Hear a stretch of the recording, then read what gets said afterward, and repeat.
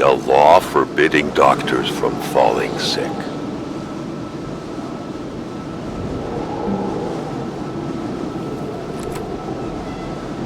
In spite of Dr. Beaupré's goodwill, the place didn't look much like a physician's office. It could easily be mistaken for a sewing shop.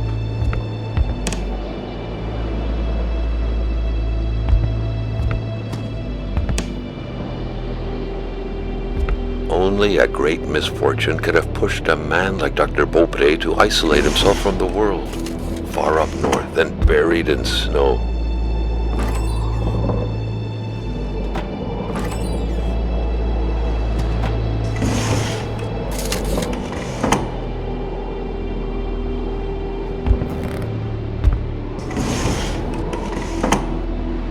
Carl got the trembles as he imagined the excruciating pain that kind of scalpel could no doubt inflict. Within these miserable walls, patients probably felt more like in a slaughterhouse than in a doctor's office. For the one-eyed, or for other vision problems, the eye patch was the way to go.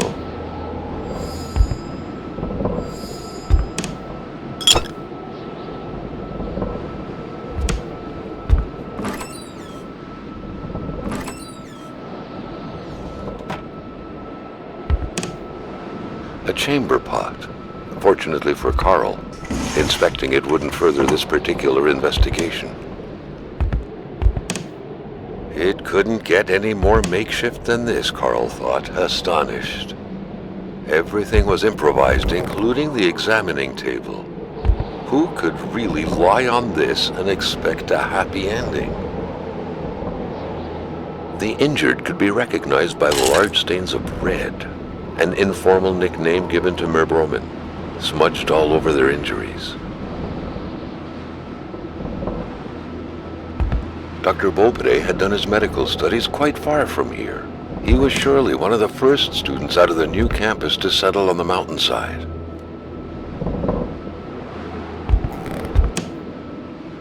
Julia, the doctor's spouse, was equally pretty and faithful. A deep kindness radiated from her eyes.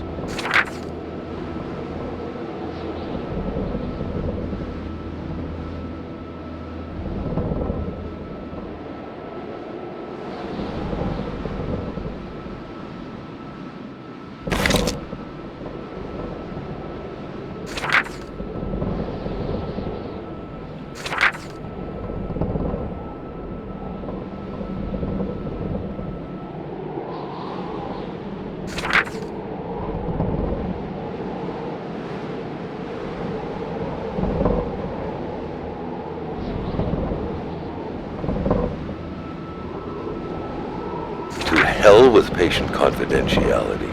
Carl wouldn't be able to track down his client without unveiling secrets. Now he knew where to find Hamilton.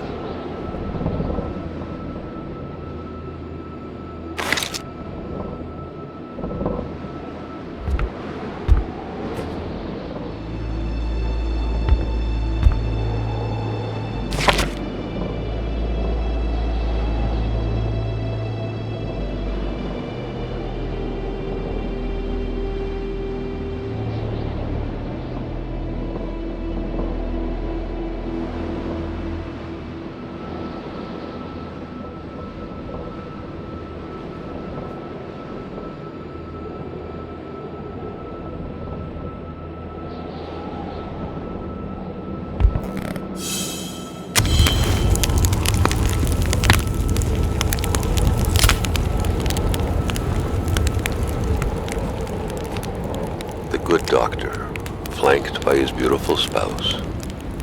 Pure happiness, captured on cardstock.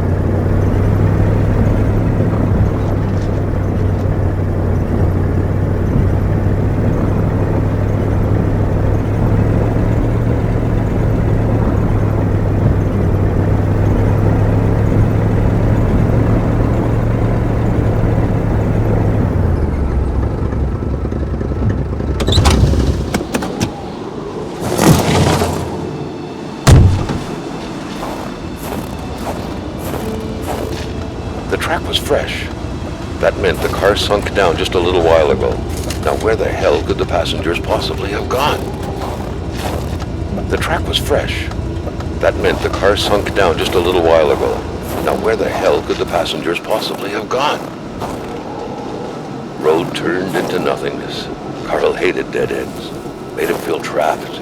It seemed like the lake managed to completely swallow the road.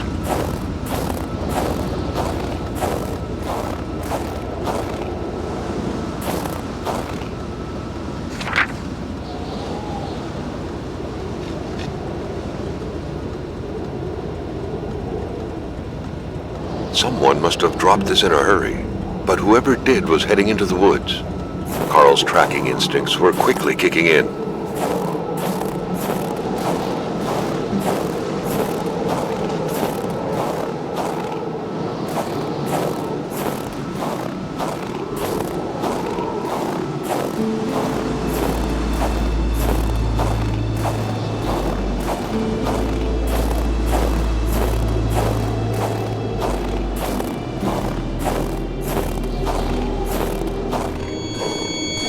Carl knew why he was suddenly shivering. He was going back to the realm of visions.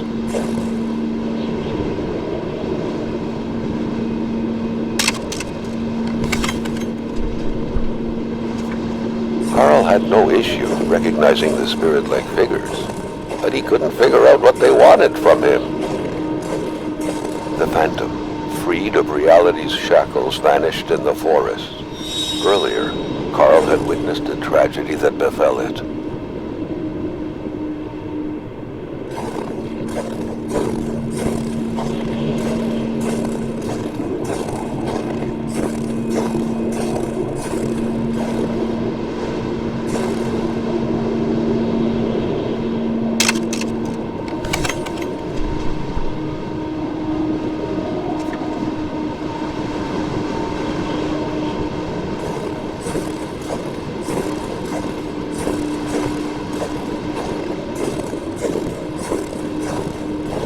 The further Carl moved away from the ice block, the more his senses came back to him.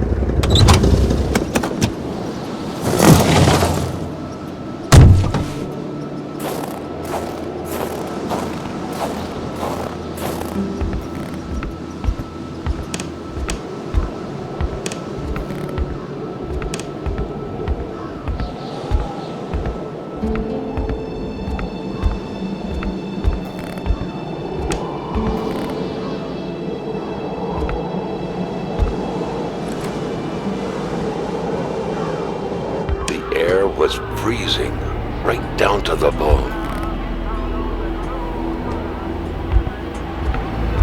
Was that the Lord Almighty's doing? A huge block of unnatural, glowy ice had swallowed that poor woman's body. What sort of supernatural force could have conjured this?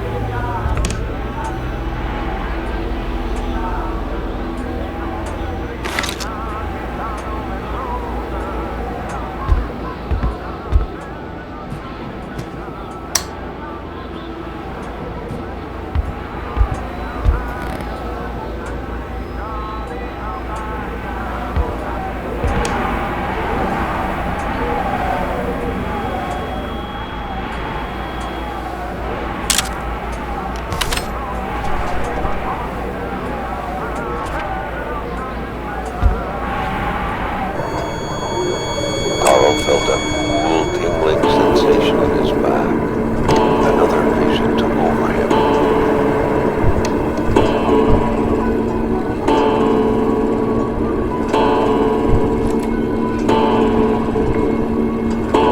Something was hidden under the stairs.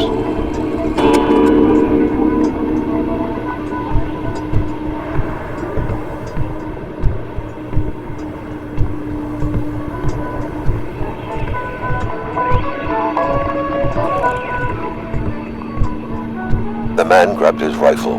Carl felt a sense of dread in him.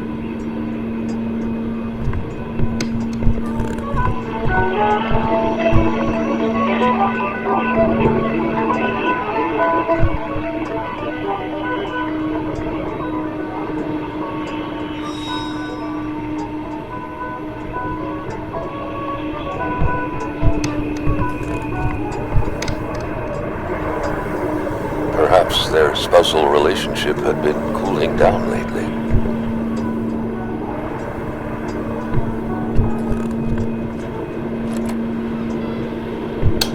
It seemed like secrecy was commonplace in this house.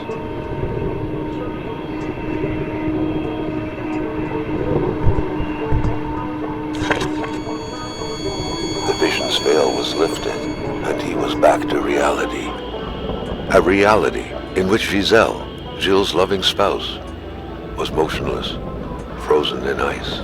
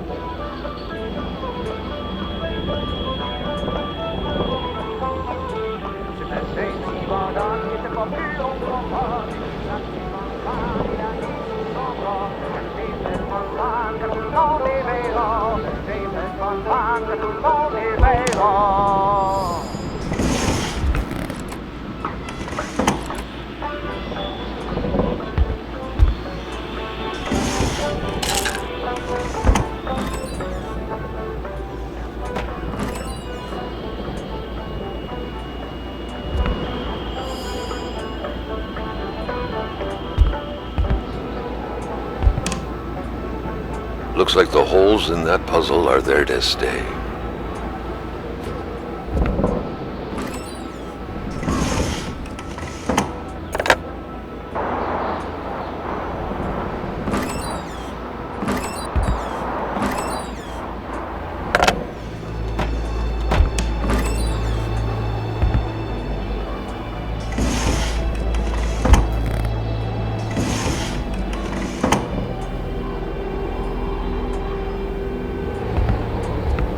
The pot was cold, and the stew inside wasn't cooked. It's likely that poor Giselle was slow cooking it before she got snapped. What a waste.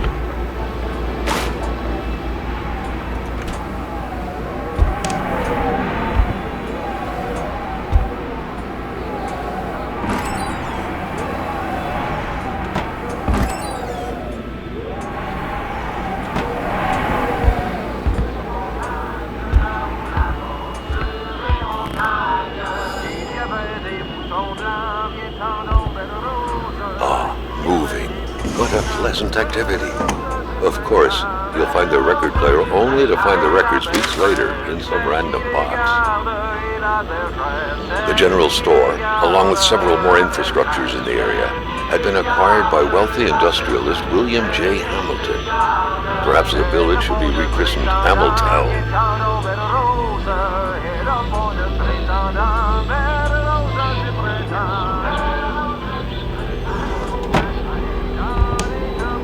Carl had seen that kind of safe before. With its double-layered security system blending letters and numbers, its code couldn't be broken by the common burglar.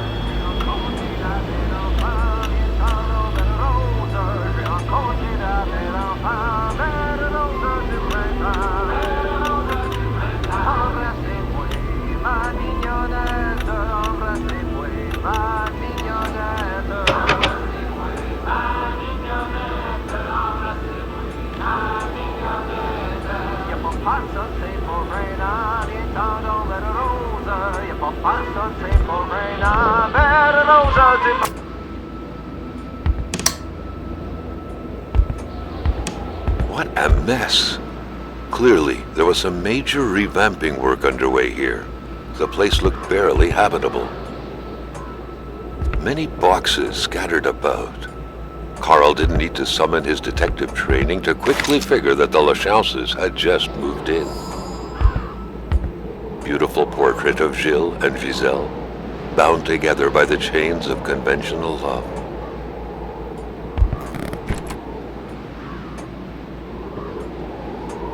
Beautiful portrait of Gilles and Giselle, bound together by the chains of conventional love.